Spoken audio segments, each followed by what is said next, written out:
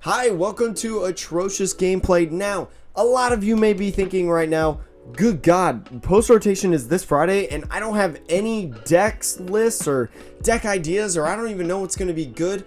I am here to help you. This is going to be a little bit different style of a video. We're not going to showcase any games, but we are going to do quick, speedy, fast deck profiles that you can take 3 different decks that you have probably never played before, and you can try them out post rotation. That happens tomorrow, so prepare now to get all the cards from this if you do not have them already. They're relatively cheap, I think, for the most part. Like, they're not like Eternatus, or they're not playing like 5 Crobats. I mean, you can't play 5 Crobats anyway, but I think you know what I mean. But I hope you enjoyed this video. We're going to go through 3 decks again. I got 3 of them right here that I want to showcase to you all. And the first one that we tested on our Twitch stream, twitch.tv/atrociousgameplay. If you want to hang out, we stream the Pokemon TCG a lot, almost every single weekday from 8 a.m. Eastern time to noon to 1 p.m. ish. It's going to be Salamance Vmax. Now, Salamance Vmax is a deck that has gotten a lot of attention post-rotation because of the push away from Pikarom, from Vikavolt, and things like that. So this is a really cool deck in my opinion. There's a lot of different options because Salamance Vmax is a colorless Pokemon and takes colorless energy costs, so you could do a lot of different ways. I know like Henry Brand was doing it a lightning version because you have Tapu Koko GX. Or I'm sorry, not Tapu Koko GX, Tapu Koko Prism Star. That is the one from Team Up that accelerates energies. But I am choosing to go the Welder route. This is the one that we've tried out on stream. Very, very cool deck in my personal opinion.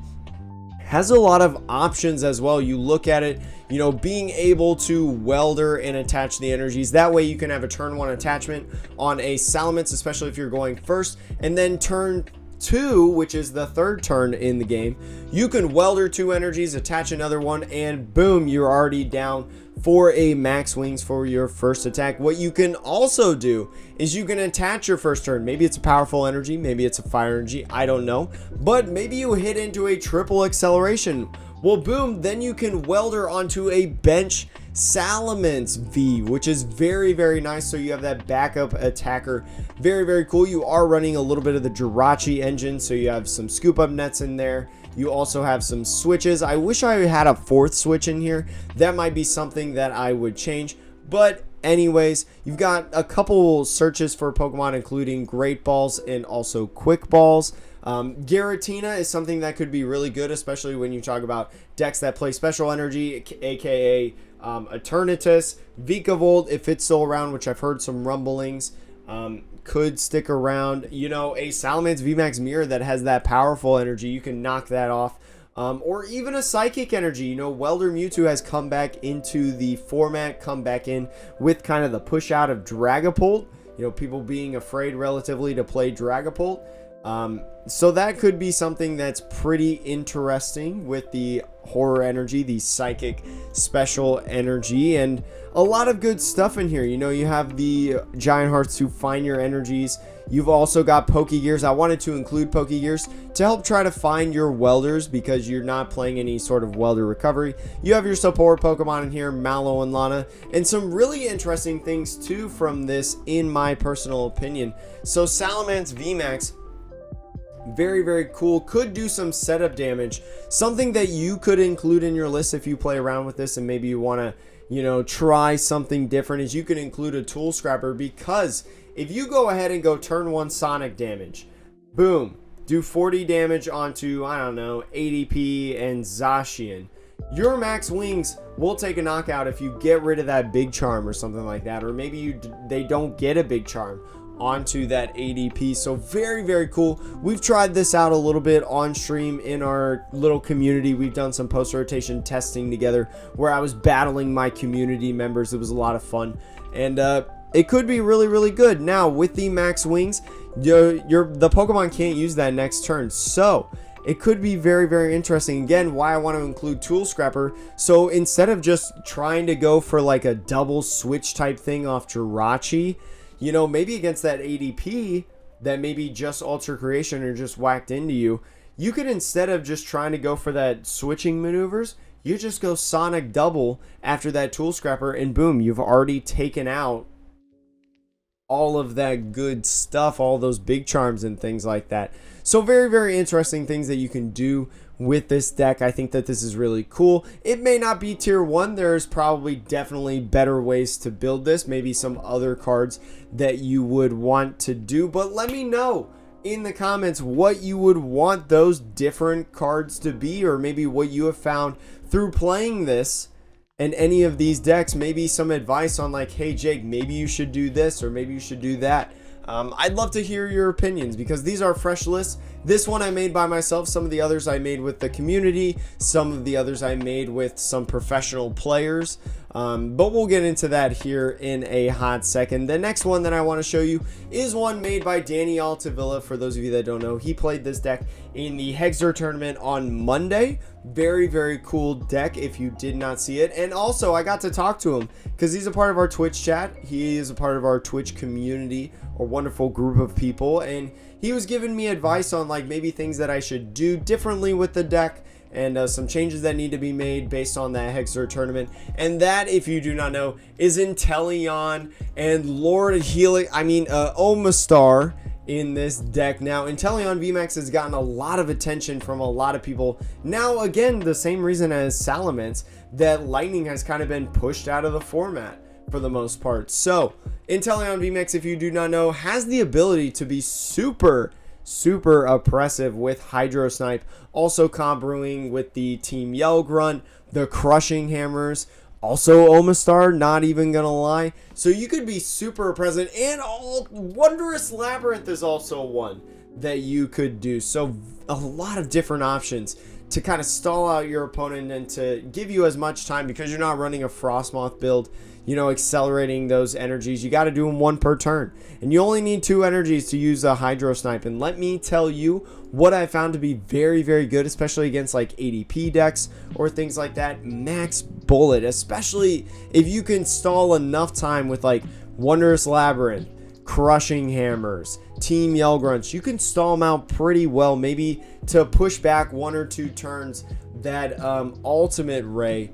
And the Max Bullet, you do 160 onto the ADP. Yeah, you're 2-shining an ADP, that's fine.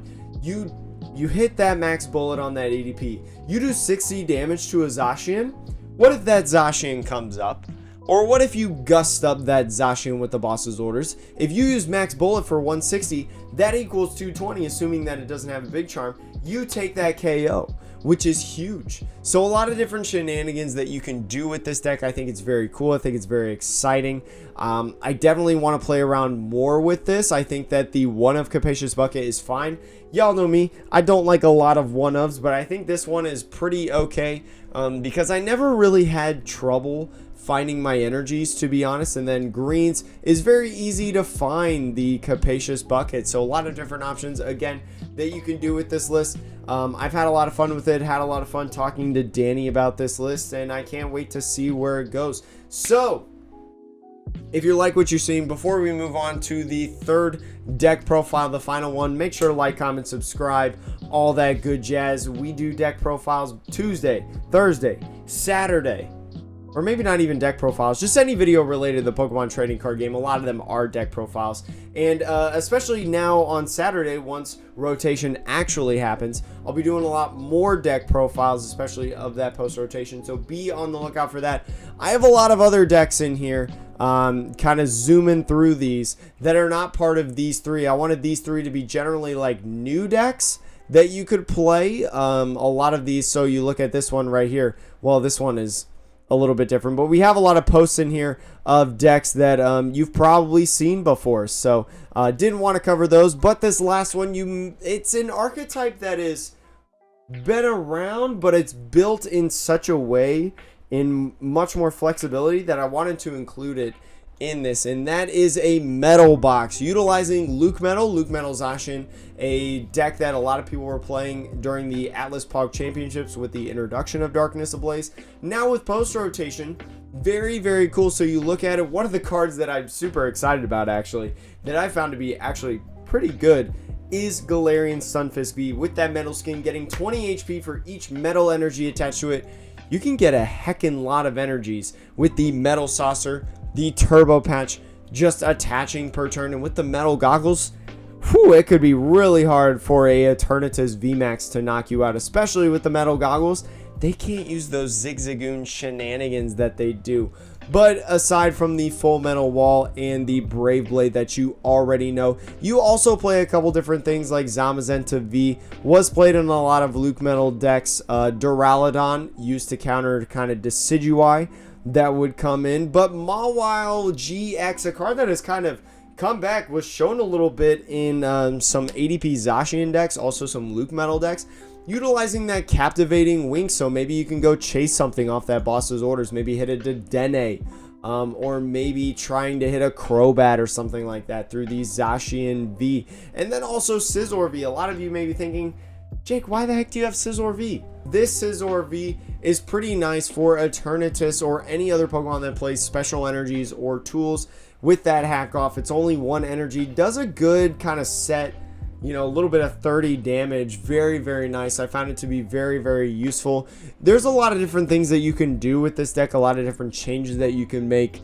I found this deck to be very, very interesting. Could be pretty decent, especially with Baby Blacephalon kind of going down a little bit, especially with that loss of Fiery Flint. So I highly recommend maybe you go check out any of these 3 decks. All 3 of these decks, if you did not screenshot or whatever, are down below in the description in little paste bins, so then you can easily import them onto PTCGO. And again, I hope you enjoyed this kind of speed run of going through all these decks to try to give you 3 pretty cool post-rotation lists that are relatively new into Darkness Ablaze that I think you could have a lot of fun playing and trying out. So remember, we're not very good at video games or card games, but we're getting better every day. We're learning every day, and Darkness Ablaze, especially post-rotation, I think is going to bring some exciting things. So thank you all for watching. I'll see you in the next video. Make sure to go check out more videos that we have. We also have Pokemon TCG openings. We also have Pokemon TCG investing advice if you want to check that out. We also have everything else, I guess. Tournament recaps. I also host a podcast called The Metapod if you want to check that out with Gyroshan. A lot of you people may know Gyroshan because he has 1,000 subscribers. He's huge. He's huge. But again, thanks for watching.